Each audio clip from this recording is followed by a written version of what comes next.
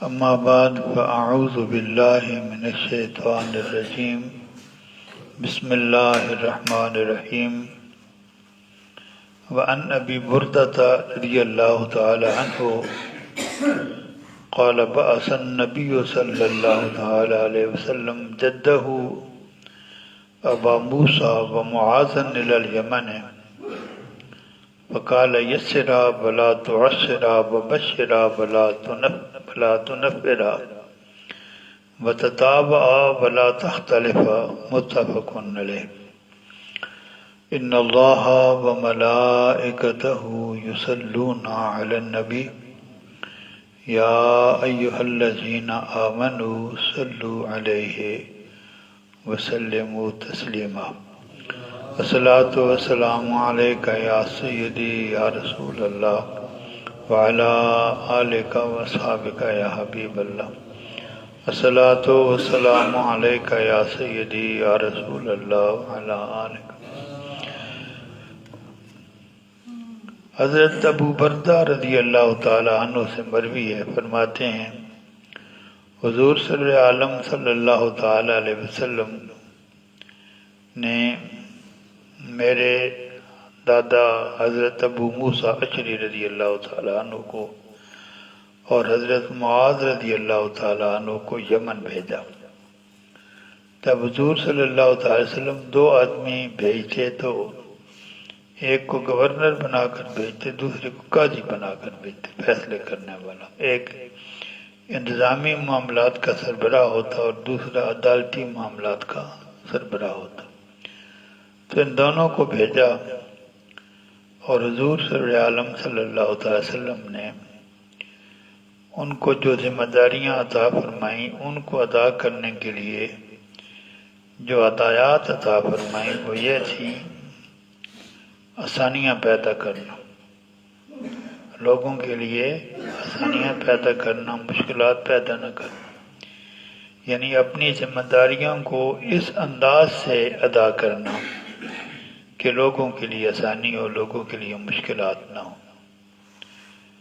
وبشرا ولا تنفرا، لوگوں کو خوشخبریاں دو، یعنی بہتری کی طرف ان کو بلاؤ، ان کے سامنے اچھی چیزوں رکھو جن سے وہ خوش ہوں، اور ایسا سلوک نہ کرو کہ وہ متنفر ہو جائے.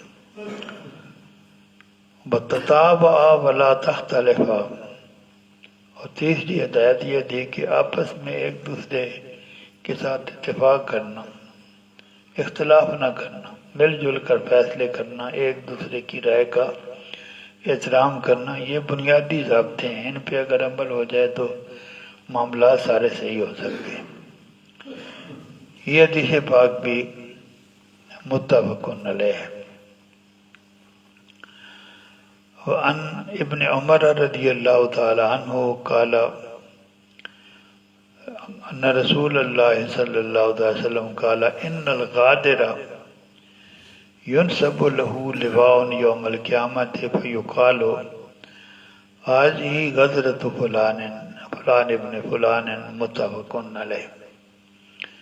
یہ حدیث پاک حضرت ابن عمر، جب یہ ابن عمر کا لفظ استعمال ہوتا ہے تو اسے مراد حضرت عبداللہ ابن عمر ہے. اسی طرح ابن عباس کا لفظ استعمال ہو، اور بھی ان بزرگوں کے بیٹے ہیں، لیکن صرف ابن عباس لکھا ہو تو مراد عبداللہ ابن عباس ہوتا ہے. ابن مسعود اگر لکھا ہو تو مراد عبداللہ ابن مسعود ہوتا ہے. ابن زبیر لکھا ہو تو مراد عبداللہ ابن زبیر ہوتا ہے. جن کے یہ سب ذاتیں ہیں، ان کی اور بھی اولاد ہے، لیکن انہوں نے اپنی محنت سے اپنا مقام معاشرے میں اتنا بلند کر دیا کہ جب ان کے کسی کو ان کے والد کی طرف منسوب کیا جائے تو یہی مراد لیا جاتا ہے.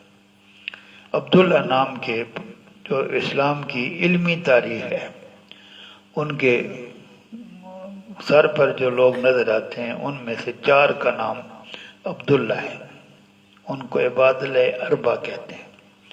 تو جب ان کا نام صرف ان کے یہ کہا جائے کہ عمر کے بیٹے تو مراد ہو، عمر کے اور بے شمار بیٹے ہیں، لیکن مراد حضرت عبداللہ ابن عمر ہوتا ہے. ان سے یہ حدیث پاک مروی ہے کہ حضور صلی اللہ علیہ وسلم نے فرمایا جو دھوکہ باز ہے، غدر کرنے والا، کوئی کسی کو امانت سونپی جائے اور وہ اس امانت کو صحیح ادا نہ کرے اور اس کو غلط استعمال کرے تو وہ کہا جاتا ہے کہ یہ دھوکہ باز ہے، یہ غادر ہے۔ کچھ لوگوں کو اعلیٰ عہدوں پر حکومت میں فائز کیا جاتا ہے، وہ ایسے کام کرتے ہیں جو حکومت کے مفاد کے خلاف ہوتے ہیں، سلطنت کے مفادات کے خلاف ہوتے ہیں۔ تو ایسا کام کہ ایسا آدمی جس سے بہتری کی توقع کی جائے، وہ اپنے خاندان کے ساتھ، اپنی قوم کے ساتھ، اپنے ملک کے ساتھ، اپنی سلطنت کے ساتھ ایسا سلوک کرے جو اس کے ملک کے لیے، قوم کے لیے نقصان دہ ہو، تو اس کو غادر کہتے ہیں۔ تو فرمایا کہ جو اس قسم کے غادر ہیں، دھوکہ دینے والے ہیں، قیامت والے دن ان کا ایک خاص جھنڈا ہوگا، ان کا جھنڈا ہوگا اور مشہور ہوگا لوگوں میں، جو وہاں موجود ہوں گے کہ یہ فلاں ابن فلاں کا جھنڈا ہے۔ اور جھنڈا جو ہے یہ اس لیے ہے کہ وہ بہت بڑا دھوکے باز تھا، غدر کرنے والا آدمی تھا۔ تو اللہ تبارک و تعالیٰ جو ہے وہ اس کو سزا تو اور بھی کئی دے سکتے ہیں، دوزخ میں بھی جائے گا، لیکن اللہ تبارک و تعالیٰ ان کی بری شہرت بھی بنائے گا جو اپنے منصب کو غلط استعمال کرتے ہیں۔ منصب پر کسی کو بٹھایا اس لیے جاتا ہے کہ مملکت کا فائدہ کرے، تو وہ اپنے منصب کو غلط استعمال کر کے ایسے کام کرے جس سے ریاست کا نقصان ہو، اس کی شہرت خراب ہو۔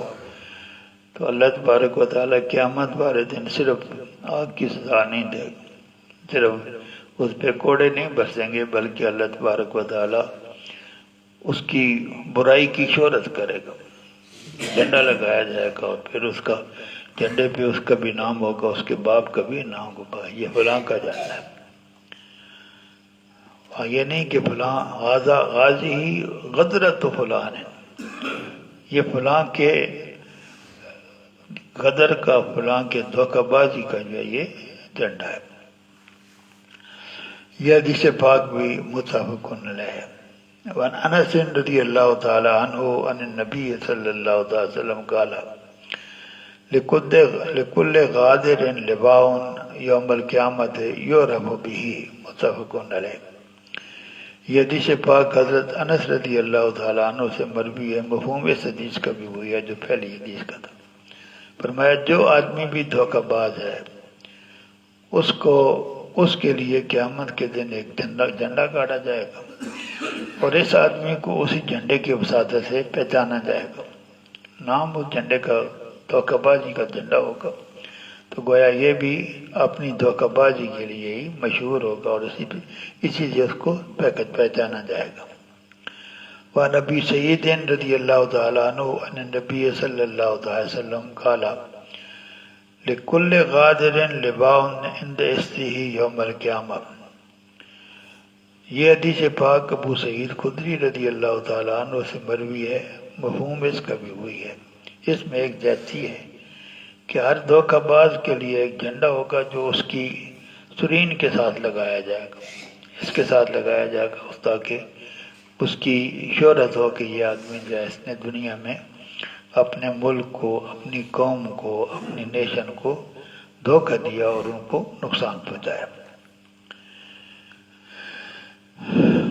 لکل غادر لواء یوم القیامت یرفع له بقدر قدره الا ولا غادر اعظم غدرا من امیر احمد۔ فرمایا یہ جھنڈا جو ہے کسی کی بلندی تھوڑی ہوگی، کسی کی زیادہ اونچی ہوگی۔ تو کس بنیاد پر جھنڈے کو بلند کیا جائے گا؟ جتنا کسی کا غدر بڑا ہوگا اتنا ہی اس کو زیادہ بلند کیا جائے گا۔ اور فرمایا سب سے بڑا دھوکہ باز وہ ہے جس کو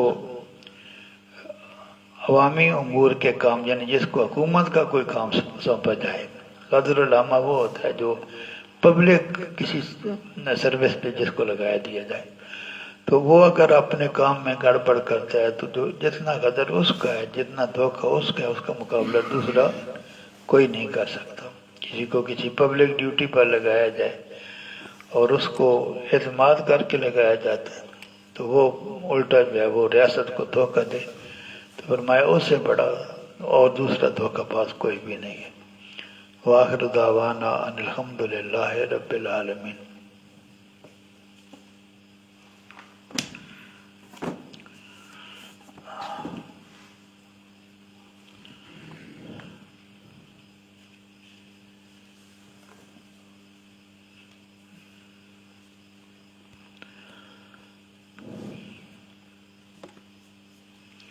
امام ابو حنیفہ کے نزدیک کچھ جو اناف کے مجتہدین ہیں، مشہور جو ہیں وہ تین ہیں۔ حضرت امام ابو حنیفہ جن کو امام اعظم بھی کہتے ہیں، دو ان کی شاگرد ہیں، حضرت امام ابو یوسف،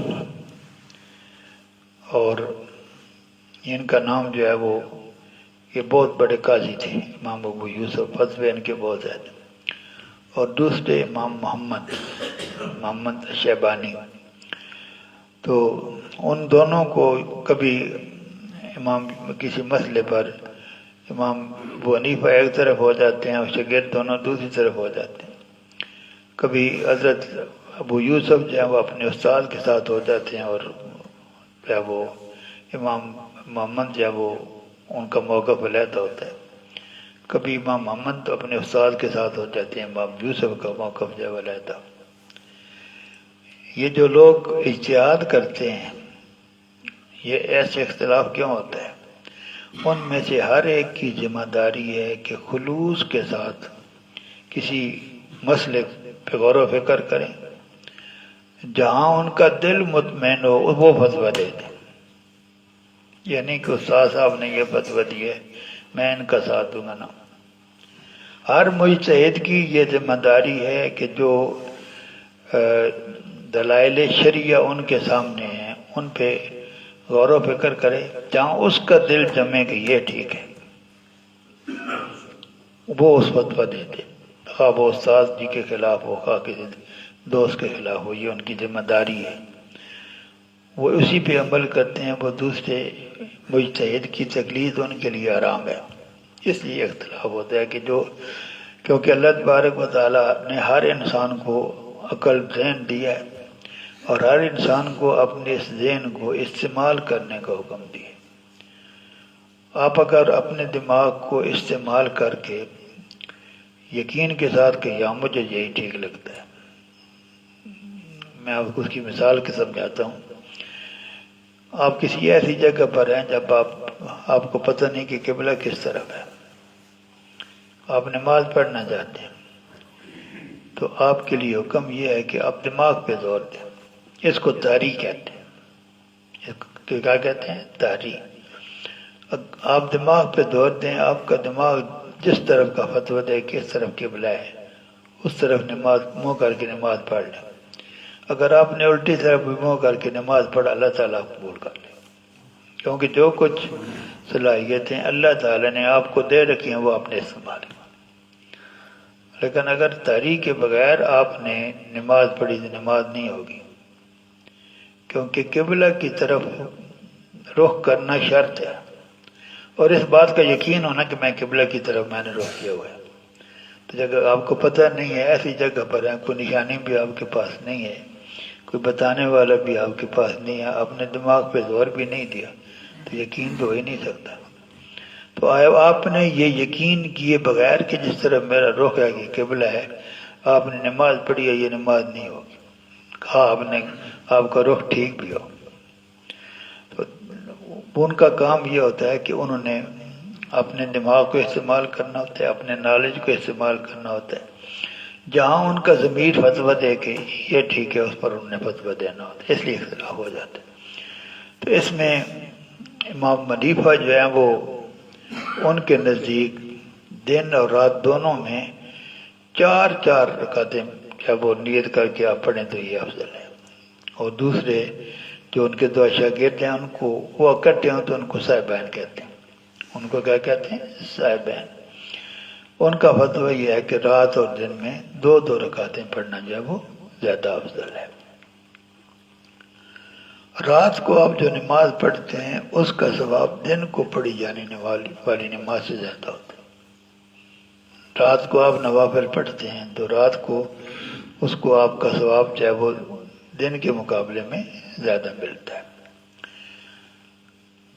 دو صورتیں ہو سکتی ہیں، ایک یہ کہ آپ 50 نفل پڑھیں، دوسری صورت یہ ہے کہ آپ نفل تو 2 ہی پڑھیں اور اس میں 15 سپارے پڑھ دیں۔